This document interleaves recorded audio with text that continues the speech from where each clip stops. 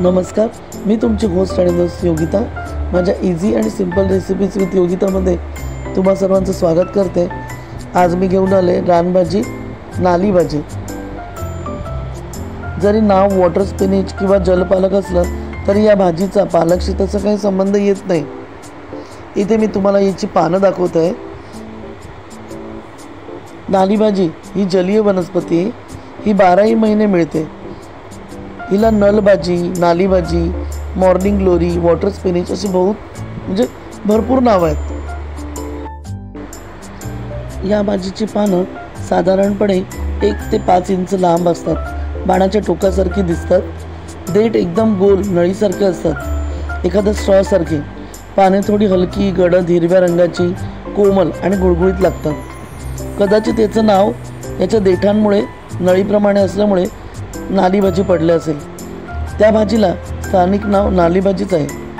या भाजीत जीवनसत्व ए, बी, सी, कॅल्शियम, मॅग्नेशियम भरपूर प्रमाणात आढळते।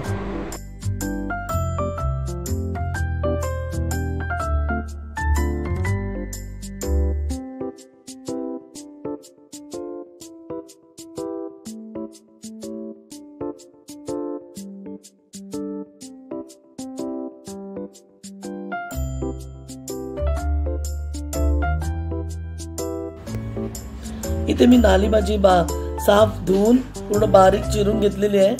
आणि बघा यामध्ये ना मी याचे देठ असतात ना ते पण अगदी बारीक चिरून घेतलेले आहेत। तर त्याप्रमाणे तुम्ही पण कापून घ्या भाजी।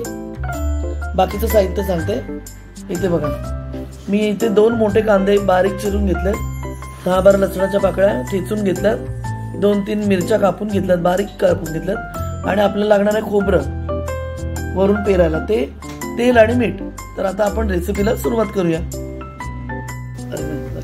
आता यामध्ये मी कांदा परतून घेते।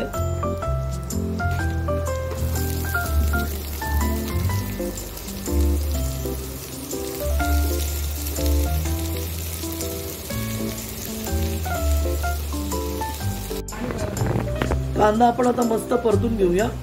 बघा कांदा परतून घ्या। लसूण चांगला लाल केलेला आहे, त्यामुळे कशी चव अजून येईल भाजीला।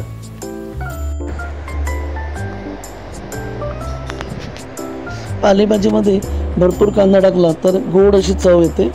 म्हणजे चव वाढवण्यासाठी भरपूर कांदा त्यामध्ये टाकावा। आता बघा मी कांदा चांगला परतून घेतलेला आहे। आता आपण पुढची प्रोसेस बघूया।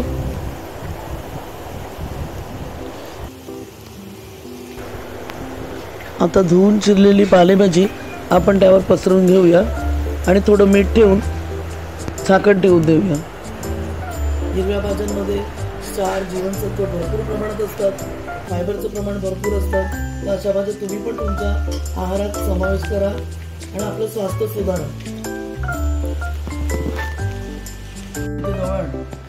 गव्हाण एकदम वरून कॅमेरा बघायचा।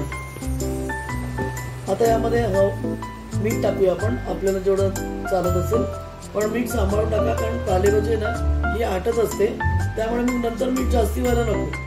कमी झालं तर आपण टाकू शकतो ना, थोडं टाकून घ्या, आपली भाजी आटेल। या भाजीचा उपयोग यकृताच्या विकारांवर, बद्धकोष्ठता, मूळव्याध या अशा विकारांवर केला जातो।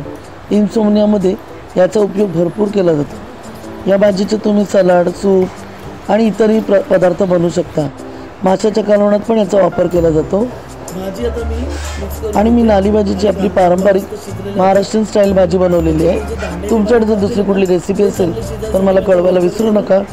आणि माझ्या अशाच छोट्या रेसिपीजला जाणून घेण्यासाठी माझ्या चॅनल इझी आणि सिंपल रेसिपीज विथ योगिताला लाईक, शेअर, सबस्क्राईब करायला विसरू नका। घंटीचं बटन अवश्य दाबा। वाढू पण शकता, मी कमी ठेवलंय। नुसतं कांदाच लागायला नको भाजीमध्ये,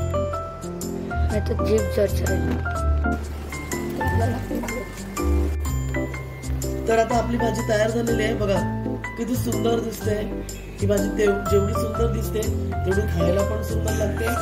चव पण खूप अप्रतिम आहे आणि तुम्हाला शक्ती पण प्रदान करते, आरोग्य सुधारते, पचन सुधारते।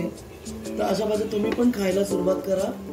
जी भाजी या महिन्यात अवेलेबल असेल ती भाजी खा। मेथी, पालक, मुळा या सगळ्या भाज्या तुम्ही खायला पाहिजे। आणि आणि पावसाळ्यात तर रानभाज्या आवर्जून का. ज्या सीझनमध्ये ज्या भाज्या अवेलेबल आहेत त्या जरूर खाव्यात.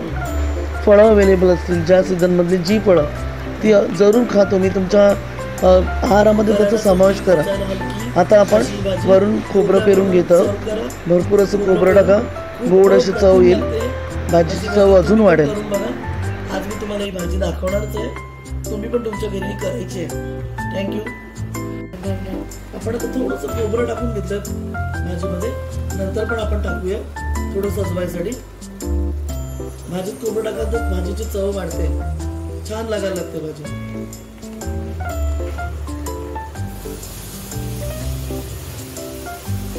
मी या व्हिडिओमध्ये तुम्हाला या भाजीबद्दल भरपूर माहिती पण सांगितलेली आहे.